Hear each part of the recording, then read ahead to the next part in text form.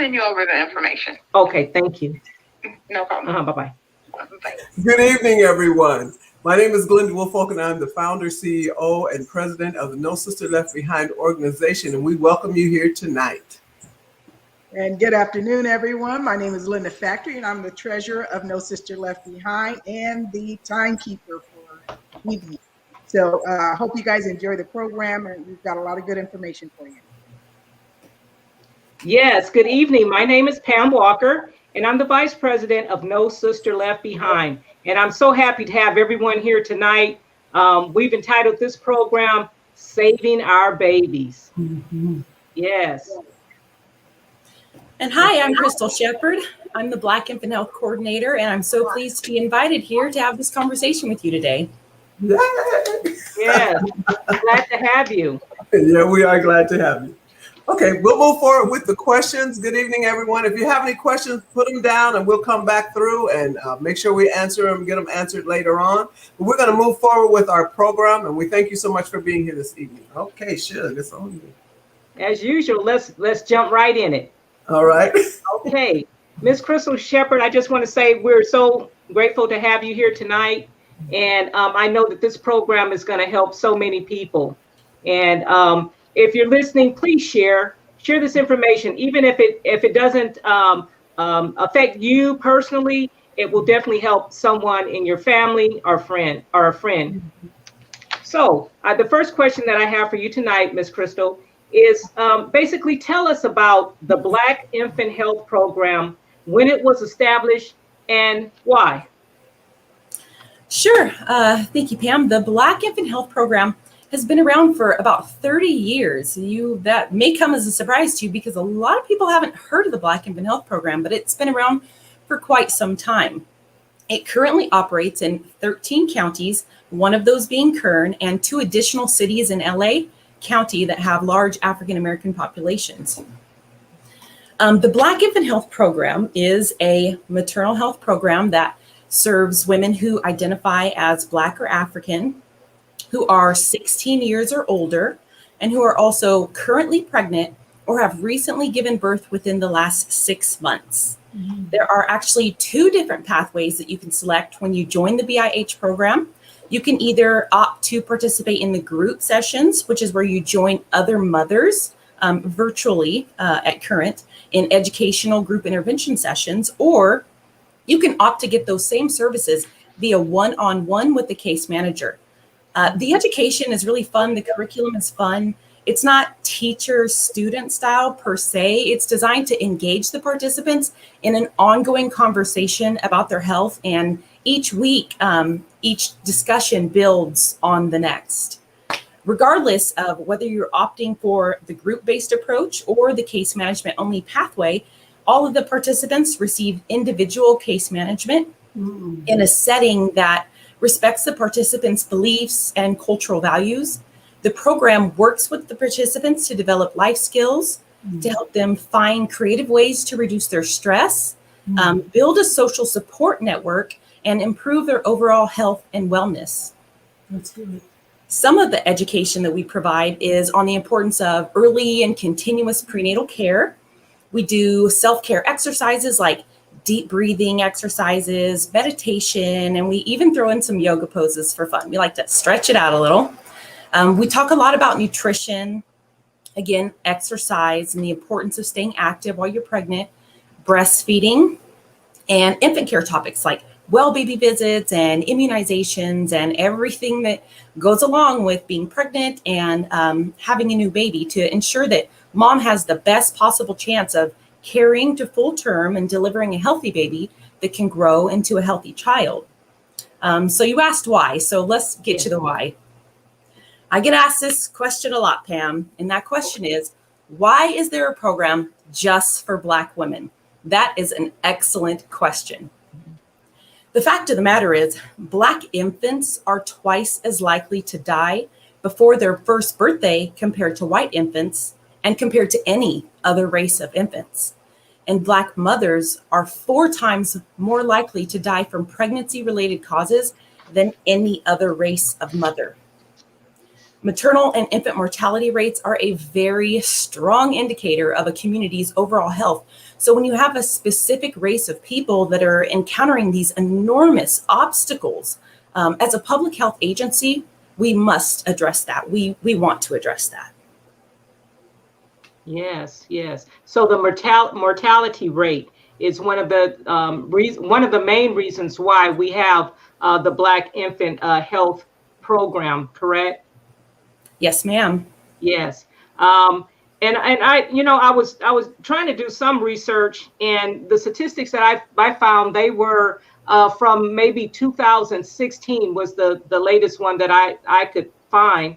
And even then we were at 8.5. Black women were at 8.5 versus Asians, whites, or others. I think the rate of white was 3.5 and Hispanic was 4.4, and blacks were at 8.5. Now, I'm not a mathematician, but that's pretty serious. Yes, it is. Okay. Has the mortality rate dropped since implementing this program? You said it's been around for 30 years. Yes. Yes. Mm-hmm. The mortality rate has dropped. It's trending downward. Mm-hmm.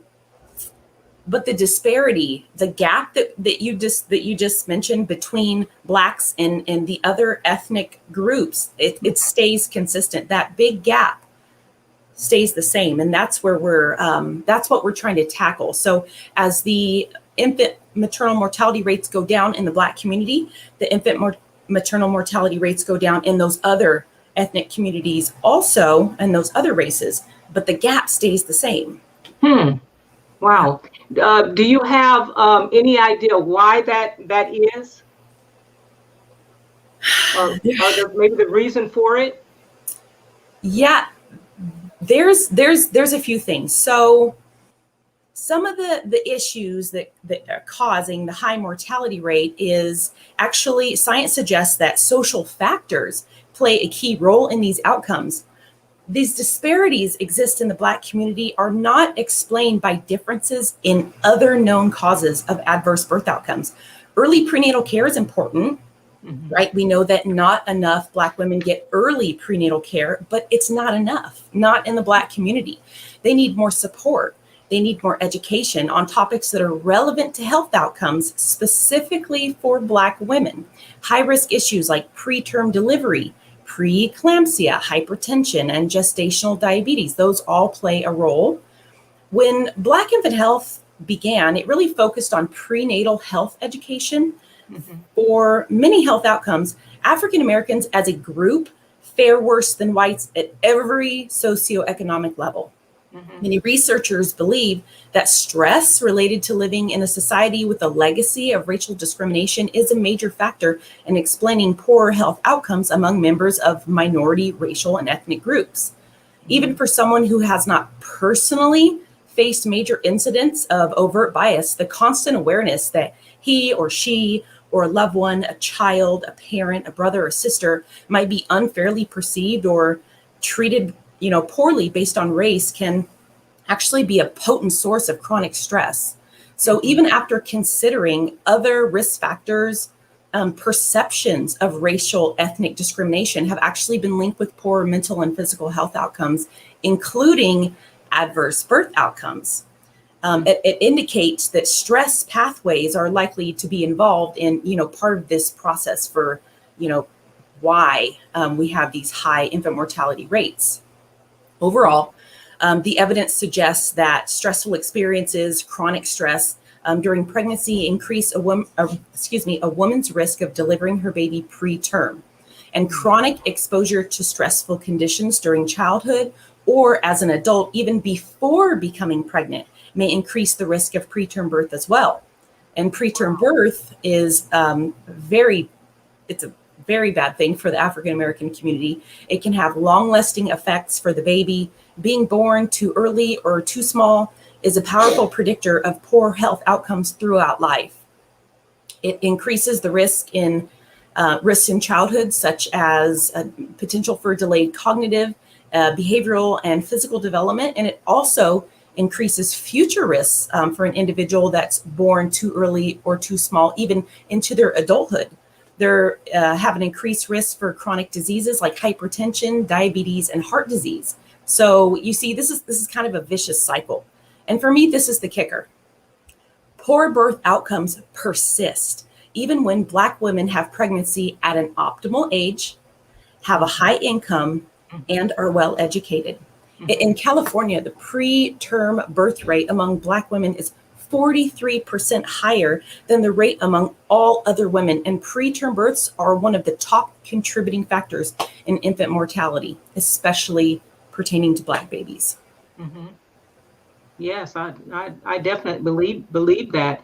You know, I think I had shared this with Glenda at one time when we were considering doing a program on this subject, and I was telling her that back in the 80s that I was pregnant, and even though I had I had a pretty good job, I thought I had very good health care. I'm educated. I remember having pain during my pregnancy, and I called my medical facility and I said, hey, I'm having pain. And the nurse that answered told me, well, you're probably just going to abort. So there's nothing we can do for you. And so stress, so, I mean, I think, just the way that you're perceived, all she had was, my case factors, but she didn't know me as a person. She didn't know where I was coming from. Is, hey, this Black woman's calling in. Hey, you know what? They just dismissed me pretty much. She didn't say, come in, well, let's examine you, or, it's just like they didn't care. And I so hopefully I'm hoping that this program will let women know that there is help out there. There is someone who cares. There is someone who can walk you through this pregnancy so that you won't experience things like that you will have support during this time. Right. And provider education, that plays a role too. Of course, we need to educate our moms, but we also need to educate our providers in, chronic stress and health outcomes related to the Black population. Some of the data that you gave just a little bit ago was correct for current figures in 2018, but did you know that back in 1989, the infant mortality rate for Blacks in California was 19.2 deaths for every 1,000 live births? That number is absolutely horrifying. Could you say that again? In 1989, the infant mortality rate for Blacks in California was 19.2 deaths for every 1,000 live births. Yes, that's appalling. So you asked, has the rate dropped? Yes, the rate has dropped, but the bad news is that disparity remains unacceptably high. Yes, absolutely. Well, hopefully we will be an avenue of change. I'm hoping tonight. What have you found to be the most consistent cause for the mortality rate of Black babies or children? And I think you've somewhat answered that. Would you like for me to read the question again? Or No, I can expound on it a little. Actually, in 2020, so just last year, the CDC released some infant mortality statistics that were also from 2018 period, linking birth and infant death data. And it consistently showed for many years that babies being born prematurely and with a low birth weight is the number one contributing factor to infant mortality in Black communities. Parental education is also a big one. Issues like safe sleep, knowing those ABCs of safe sleep, alone, back, crib. That's how your baby should be sleeping, alone, on their back, in a crib. Knowing what a safe sleep environment looks like, those can be contributing factors to babies dying from sudden infant death syndrome. We also commonly know it as SIDS. We see SIDS deaths due to unsafe sleep environments in Kern County a lot more than we should. We have a safe sleep program also within the Maternal, Child, and Adolescent Health Division of Public Health, and they're out there definitely doing the work, but this is a problem in the Black community. And it's roughly number 4 on the list of top 5 leading causes of infant mortality for Black and African American babies. Non-Hispanic Black infants have twice the SIDS mortality rate as non-Hispanic whites in 2018. So those other leading causes out of the top 5, besides low birth weight and besides SIDS, is congenital malformations, maternal complication, and accidents, meaning totally unintentional injuries. So to help counteract some of those outcomes with regard to safe sleep, BIH provides, or Black Infant Health, we kind of fondly refer to it as BIH, also because acronyms are cool and sometimes we're lazy. But we provide a robust safe sleep education curriculum. And if one of our moms has no way of obtaining a safe sleep environment like a crib or a bassinet, then we will provide them with a new pack and play if they need it. Great. Well, let me ask you this. Let's say, for instance, I'm pregnant. Thank God I'm not, but let's that would be a blessing.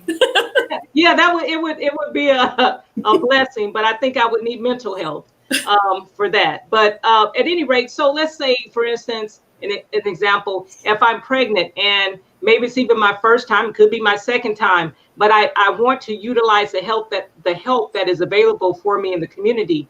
What would I do? How would I start the process of getting connected to the Black Infant Health Program? So we take referrals from anywhere. You can be referred through your OB provider. Okay. If your OB provider participates in what's called the Cpsp program, which is Comprehensive Perinatal Services, they will often refer African American Black women to the BIH program. You can self-refer. You can call me on the phone and say, my auntie told me about this program a long time ago and she said I need to join, and I will say, yes, ma'am, let me fill out your form right now. So we'll take it in. We take email, fax. You can walk in and ask security to call down someone from the Black Infant Health Program, and we'll come right down and talk to you about the program and set you up with an enrollment date. Okay, so there will be an enrollment date. How old do I have to be? 16 or older, so 16, 17, and up. Okay, and up. And is there a cutoff? No, ma'am. All right, so I'm in. Yes, you are. And so once I fill out the application and submit it back to you, am I in a group setting? Am I on a one-to-one? What type of counseling or resources are available for me? So whether or not they choose the group pathway or they choose the one-on-ones is completely up to the participant. This is one of the recent changes that have taken place in the Black Infant Health programs. All of the Black Infant Health programs, even at the state level, is where this change kind of trickled down from.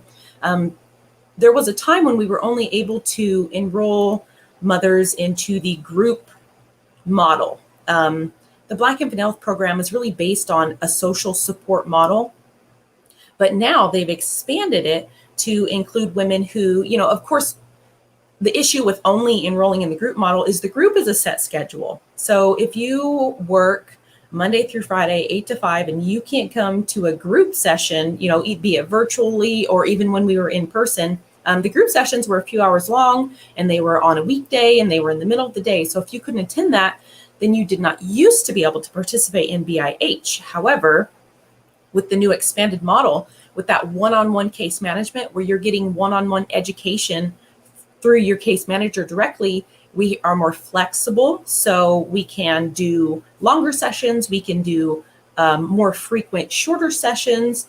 We can do it, any time within the kind of the realm of that standard, business hours that we work in, which is Monday through Friday, 8 to 5. But there's so much more flexibility there for working mothers, for mothers that are going to school full time, or for moms who just have really, really busy lives. And so what I'm not going to ask you to give up everything, but what are some of the things that are discussed, or what are some of the things that I will get for to help me along this pathway? So like the topics that we talk about, like within the curriculum. Yes, ma'am. Oh gosh, so I named a few. We talk about a lot about breastfeeding. We talk about infant care and infant milestones. We talk about in the prenatal, we have our curriculum designed to touch on all the topics that would assist you in having a healthy pregnancy. We talk about self-care. We talk about loving our changing bodies. Diet. Yes, diet, absolutely. Gestational What diabetes. about stress management? Stress management. So our mental health professional would say stress is not meant to be managed. It is meant to be reduced. Okay. We talk about stress reduction. Yes, ma'am. We have fun, creative ways that we implement healing art activities and journaling and different arts and crafts, adult coloring, things that we do to help teach our moms creative, healthy, safe, fun ways to reduce their stress and try to have a healthy pregnancy. And then as they do deliver and they bring their, beautiful babies into the world in the postpartum, all of our education and all of our topics really shift gear towards how to have a healthy baby and, have a healthy family. Yes. So while I'm going through the process, is there an advocate for me, someone who would maybe tell me or suggest questions that I should ask my physician? Is there someone that would maybe even go to a doctor's appointment with me? Is there any type of advocacy for me? Absolutely. We have a public health nurse assigned to the program. Again, we have our mental health professional. We have a public health nurse. Those are specifically assigned to assist our mothers in the BIH program. You can send her a call. You can send the nurse a text. You can send her an email. You can drop by the office.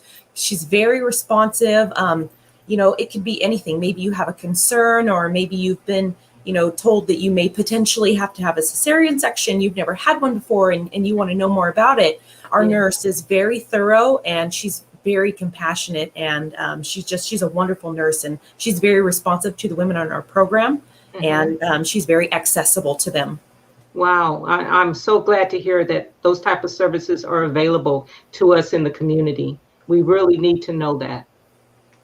And my last question for you would be, what is the attendance rate of Black women in attending this program? So this is kind of one of the things that kind of plague our Black infant health program here in Kern. Our attendance rate could be better. Our enrollment process is very thorough. And even after our moms go through this very thorough enrollment process with our mental health professional, and we go over their health history and kind of their risks and talk about what the BIH program has to offer them and about the education they're going to receive and some of the incentives and the other resources that they can access through the program, we'll still average around 50% attendance sometimes, depending on the size of the group. So how do you think we can reach more Black women? Because it sounds like an excellent program, something that I wish, would have been around when I was, having children.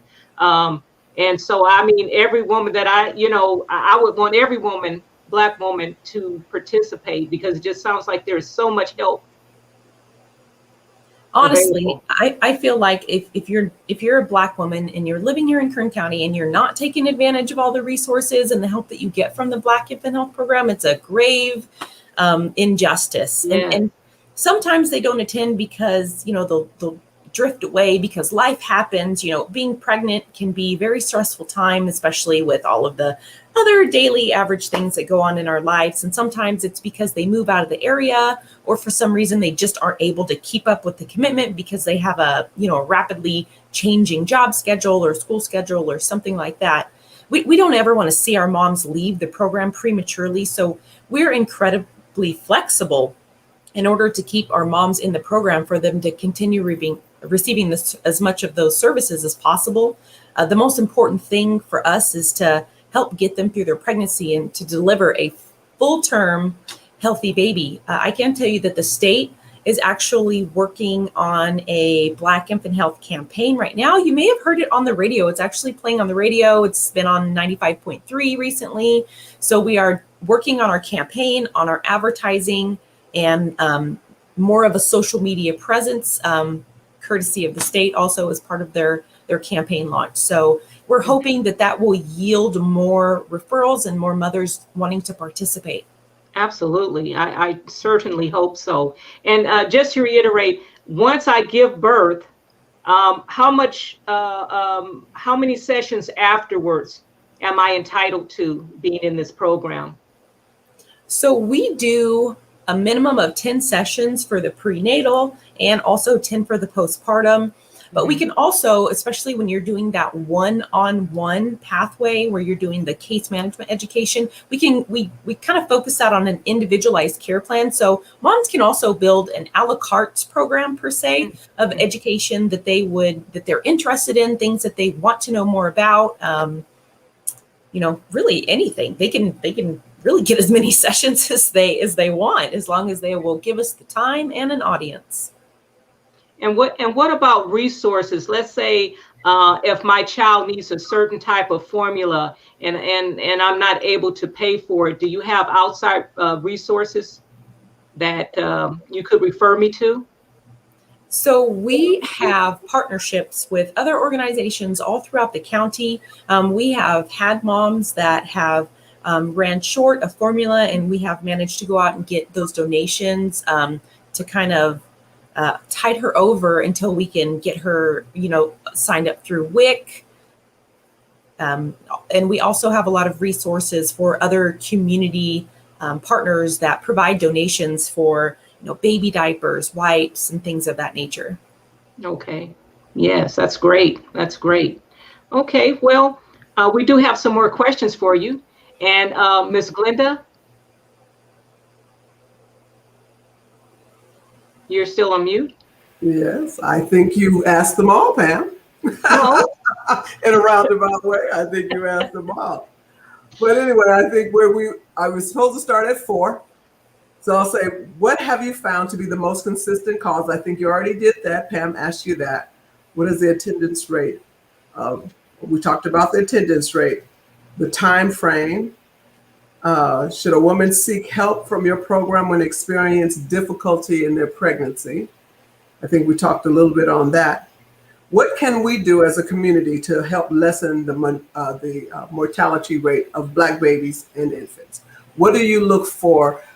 Maybe organizations like ourselves, No Sister Left Behind, or the NAACP, or the Kern County Black Chamber, or any other organization out there that's a public organization to help you with the Black infant health program? It would be really helpful if other organizations that deal with the same demographic that we are looking to serve would make referrals to moms for the Black infant health program. The biggest thing is we really just need to band together as a community and support our Black mothers. We have to empower them by educating them. And this is a big one. We need to promote more breastfeeding, actually, in the Black community. Breastfeeding is just not widely celebrated enough in Black community.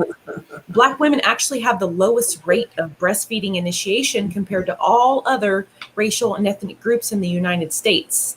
In California, I think it's a little over 61% of Black mothers exclusively breastfeed, and in Kern County, it's only about 44% of Black mothers who breastfeed. Well, why do you think that is? I can't say for sure, but historically, I know that there's not a lot of promotion within the family unit. So we've asked some of our mothers, and I get a lot of, well, my mother didn't breastfeed and her mother didn't breastfeed, and they just don't really, encourage us to breastfeed. So I think we just really need to educate them about the benefits of breastfeeding, because especially when we have a community of women that are, kind of chronically plagued with hypertension and preeclampsia, things that cause them to give birth early to those premature, low birth weight babies. Those babies need all the help that they can get. And as you know, breastfeeding, breast milk is, liquid gold. So that is actually a big leg up when it comes to caring for an infant who's born prematurely or with a low birth weight. But also, breastfeeding has it's only been thought of solely in terms of the child's health, and it actually has a much larger impact on women's health than it's been previously thought. So it will actually be very beneficial for the mom in terms of her maternal health outcomes as well. So we just really need to encourage our moms to make the best right choice for themselves and their babies, and to give themselves as much of an advantage as possible. Get the education, even if it's not, even if it's not your first child. I promise you will learn so many new things in the Black Infant Health Program. We talk about myths and facts of pregnancy. There's a lot of, well, my grandma said this, and this is a myth that I've always heard. You don't do this, you don't do that. And, we straighten a lot of that stuff out. So That's good. Well, may I ask you this? For instance, we know disproportionately the Black community has probably more hypertension, diabetes, heart disease, and things like that. So along with that comes medications. So would you say that that's a factor, the transference of medication sometimes through the breast milk? Pam, that would actually be a better question for my Black infant health nurse. That's not really my area of expertise. Well, you know what? I'm sure Marie is listening, and we're going to pose that question. I can have to get back to you on that, though. Yes. I mean, I'm just thinking. I don't know, but I'm thinking if we have all these diseases, right, more than others, I know that certain medications do affect, can go through the breast milk and then eventually, to the child. So I'm just wondering if that's a concern or maybe a reason. So yeah, we'll get back to it. You know what? I'd like to say something about that, Crystal. I would say that when, of course, they encouraged you in the 70s when I had my children to do breastfeeding. And because we only could, at that time, they didn't have the where you can be off for a whole year with your child. They only had 6 weeks, and so it was not trying to start something that I wouldn't be able to continue with. You know what I'm saying? Because I had to go to work.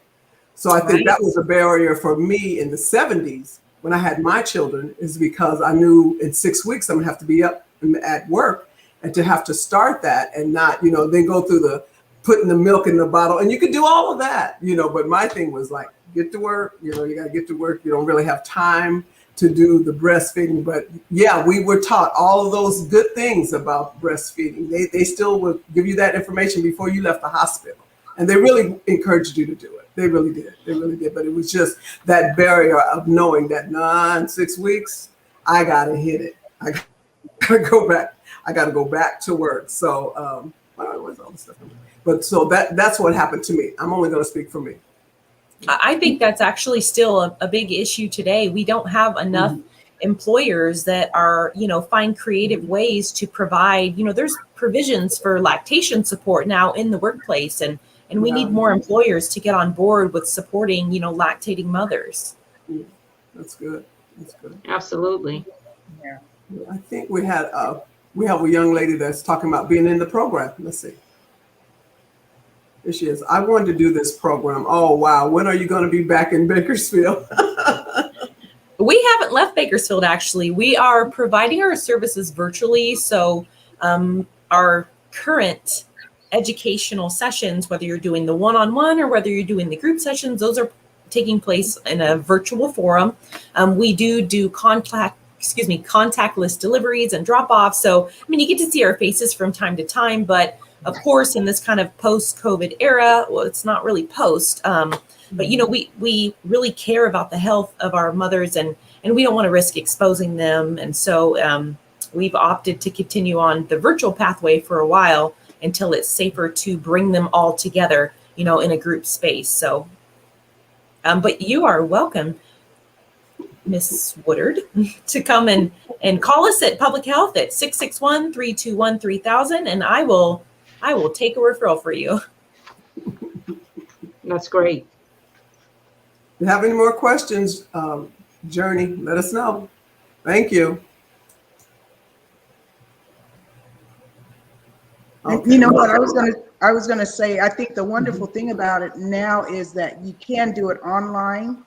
So it makes it more convenient for some of those who might have had transportation problems and getting there and that type of thing. So hopefully more women will take advantage of it. Yeah, that's good. That's good. Yeah, Kern County is pretty spread out in terms of, metropolitan area over here, rural areas over here. So that was the nice thing that came with COVID. Not a lot of nice things came with COVID, but this was one of them. Being able to serve mothers virtually that lived in outlying areas who could not easily get transportation, to come to weekly in-person group sessions. So having brought our program into a virtual space, we've become more accessible for the moms. And I just think that's fantastic. That is good. That's very good. Very good. Okay, let's see what we have. Okay. All right, here we go. T. We have a question. Is Sister Friends still a part of the BIH program? I'm going to say no, because I'm not sure what Sister Friends is. Okay. Did you want to explain just a little bit more, T, and let us know what it is? I'm going to assume it's something that had to do with older versions of BIH. It's kind of, like I said, it's been around for a long time. It's floated around in Kern County, and there's been kind of different models and slightly, different versions of it, although all of the core elements have remained the same. Sometimes there have been, kind of little spin-off groups and things that they would do with BIH in the past, many years ago. So if there was a Sister Friends group, we don't have one currently, but I kind of feel like our whole program is a Sister Friends group. That's good. Okay, let's see what else we have up here. Okay, this is Marie. Kern Medical and Bakersfield Pregnancy Center have the most referrals to BIH. Wow. They absolutely do. Okay. Yes, they do. Miss Ruffin has some rock star staff at the Kern Medical Outpatient Center who are constantly making referrals to BIH, as well as the Bakersfield Pregnancy Center. They are just phenomenal about making referrals because they do understand how important it is for Black women to be able to come into a space, whether it's a virtual space or a physical space, where they are going to be surrounded by people who care about their outcomes, who are invested in them having a healthy pregnancy and invested in them giving birth to a healthy baby. So thank you, Marie, and your staff, and also Erin over at the Bakersfield Pregnancy Center for all of those referrals. Wow, that's great. That's great. I think this program is awesome. I think when we first started No Sister Left Behind, of course, we weren't anywhere near what we're doing right now. And we came to visit you, Crystal. We came and we sat at the table and visited with you, and you were awesome then. You had so much information and a lot of, you were enthused about it, as you are tonight. And that was 2 years ago, I want to say. It was about 2 years ago that happened, because it was before COVID.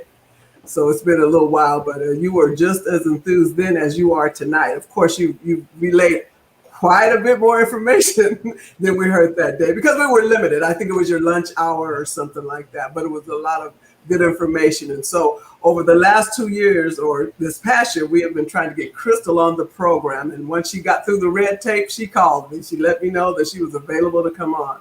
And so you are giving a lot of good information, a lot of things I didn't know about BIH. Did not know about BIH, just a lot of information. So I'm going to go back down the line. It says, okay. She says, Miss Journey again, I'm already 7 months pregnant. Can I still join program even though I'm almost to term?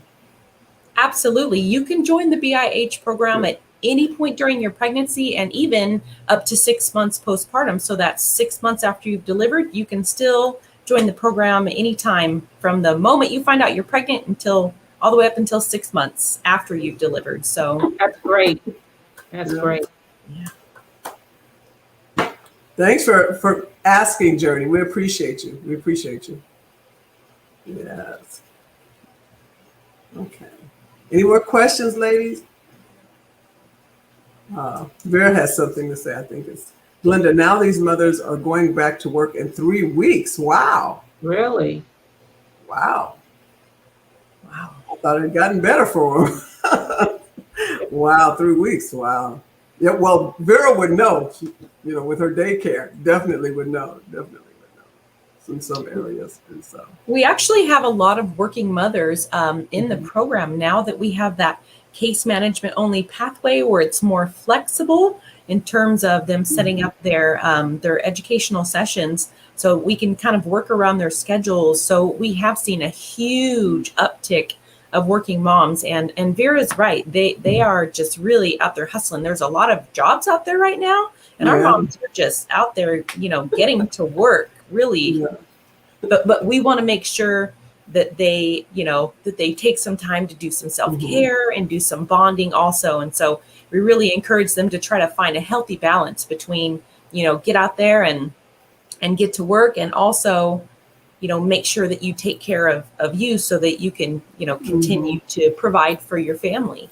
Yeah, that's it. There's a young lady that I know, we're the same age, I think, or close to the same age, but her name is Tony. She actually started a mobile breastfeeding unit that would go to your place of work and be outside where you could come in. If the employer allowed them to, have the mobile unit there, they could come outside, and it was like a home environment where your baby, would be there, and you could come outside and breastfeed your baby and the whole 9 yards. Have you heard anything about that?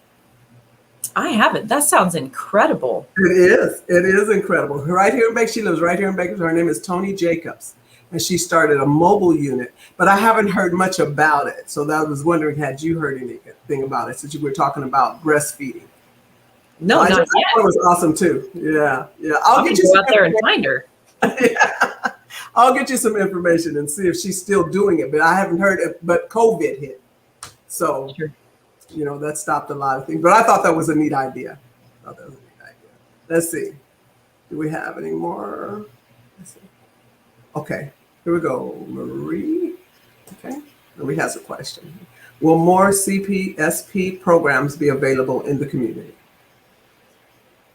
So we are always looking to expand the number of CPSP providers that are here in Kern County. The more CPSP providers we have, the more mothers, including moms in the Black community, are receiving comprehensive perinatal services. So again, CPSP stands for the Comprehensive Perinatal Services Program.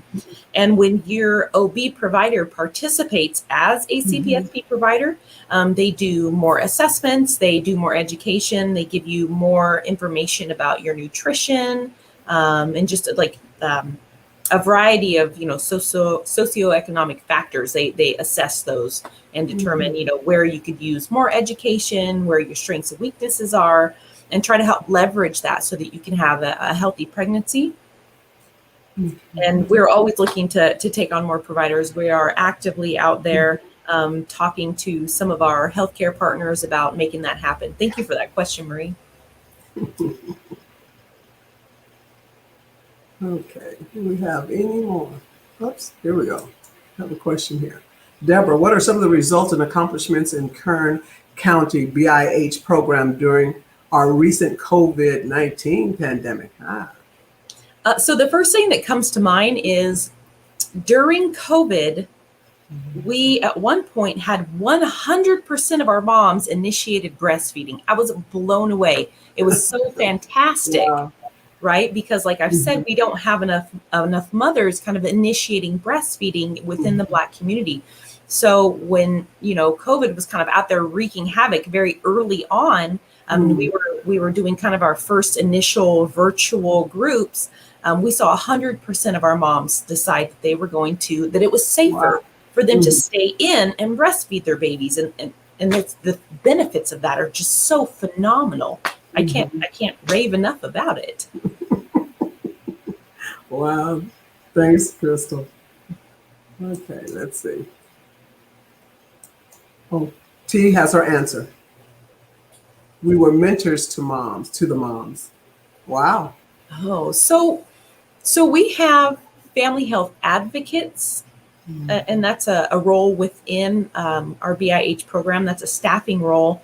And our family health advocates are basically like mentors and life coaches. And I know where she's going, but we kind of have tried to find creative ways to build that in to the services with the staff that we have, the services that we're already providing with the staff that we have, excuse me. So our family health advocates do life planning.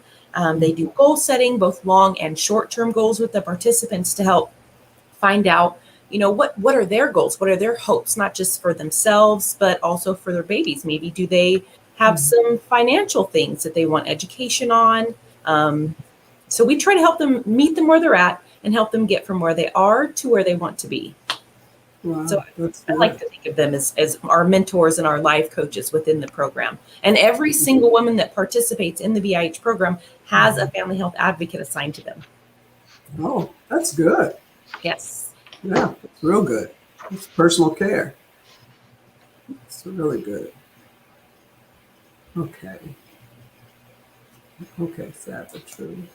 I think that was a comment. Sad but true, lack of support and information given to the mother. I think that was early on in the program.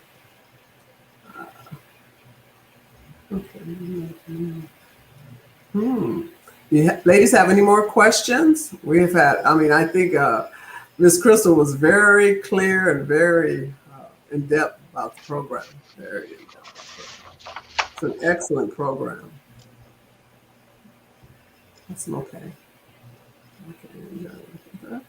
Okay. Well, thank you, ladies, for bravoing from the sideline. We always appreciate you, and that's what it's for, is to get information out to our community and for you to ask the questions maybe somebody won't ask. So we truly, truly appreciate it.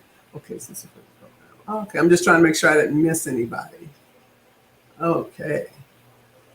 You got a lot of bravos on here, Miss Crystal. We appreciate you. You're excellent, excellent, excellent. So we'll just move right on. If you have a question, we got a new comment down here. Let's see. If you have a question, okay. This is Vera. She says, at my daycare, I use the store breast milk for one of my daycare parents, and that helps out a lot for her. Store? I used to store. Okay, all right. I'm gonna say they selling it at the store. Okay, whoa. It's very cool, Vera. Very cool. Not yet. It's coming, huh? Yeah, Amazon. Wow. That's good, Vera. Thank you so much, Vera. Okay, ladies, if there's nothing else, we're going to move on into our announcement. I want to thank Crystal so much. Don't leave, Crystal. But I want to thank Crystal so much for representing Black Infant Health Program. You do such a swell job, and I hear the passion in your voice about the program and the care of the women and what they need to do. So you are sometimes it's the first person you see or you meet when you come into a program. Whatever their attitude is about it is what will carry you through the program. And I think you do such a fine job. So we're going to help you as much as we can as referring people to the BIH program so they can get the help that they need. And so we can kind of help lessen the disparity of infant mortality rate here in Bakersfield and Kern County or wherever. I don't care if I have cousins live in the Bay Area. I'm gonna tell them about it too. So I think it's really great. We thank you so much, Crystal. Is there anything else that you would like to let the audience know about BIH? Just thank you so much for inviting me today. Just know that BIH it's actually a very robust program. A lot of people think it's just, classes, but it's so much more than that. We have, a lot of different demos and a lot of guest speakers and things that we bring to the table. And one of the things that we're recently doing, aside from helping to assist the BIH at the state level with the campaign, is Black Infant Health is partnered with Kern County Public Health Services Department and First 5 Kern for a Black Infant and Maternal Health Initiative here locally in Kern County. Wow. So that we can do just that, bring our partners, our community partners and providers into the fold to help tackle this infant mortality rate that we've been talking tonight. And I just hope that As we continue to move forward, you guys will hear more and more about the positive things that Black Infant Health and that the health department is doing to help, assist our Black and African mothers and babies to have the very best outcomes possible here in Kern County. That's great. Thank you so much, Crystal. You're great. I love it. You got bravos on the chat line as well. Thank you all. You're welcome. So we're going to move right on into our announcements. And for being a guest on our program, we're going to get you a cup. Hey. So we'll get you a cup, Crystal. Well, we thank you so much for being on. So we're going to move right into our announcements. Okay, Miss Pam. All right. Well, as we enter the end of the year, NSLB, No Sister Left Behind, invites you to join us for a soulful celebration of Christmas. That's going to be happening on Friday, December the 3rd, from 6:30 p.m. to 9 p.m. at the Seven Oaks Country Club, located at 2000 Grand Lakes Avenue in Bakersfield, California. I think I'll say that again. At the Seven Oaks Country Club. We're going to be there. No Sister Left Behind will be there on December the 3rd. We're going to have food, dancing, music. We're going to have music by Don Factory. Linda? Okay. Don Factory, Darren Golston. DJ music by DJ EC3. Attire is not formal. Okay, it's not formal. And the cost will be $25 for members and $30 for non-members. Seating, however, is limited. And I think we're selling. We're selling pretty good right now. So get those tickets as early as you possibly can.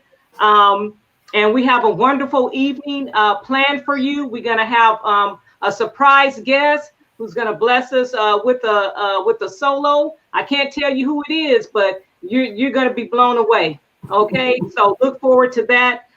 We're going to have a lot of entertainment there, giveaways and whatnot. But we just want to come out. We just want you to come out, members, and even those who aren't members, and just have a great time. We've had an excellent year. We've done a lot of things. We have so much further to go. And we just want to tell you that we appreciate you. We appreciate you being on live. We appreciate when we're out in the community that you come out and you support us.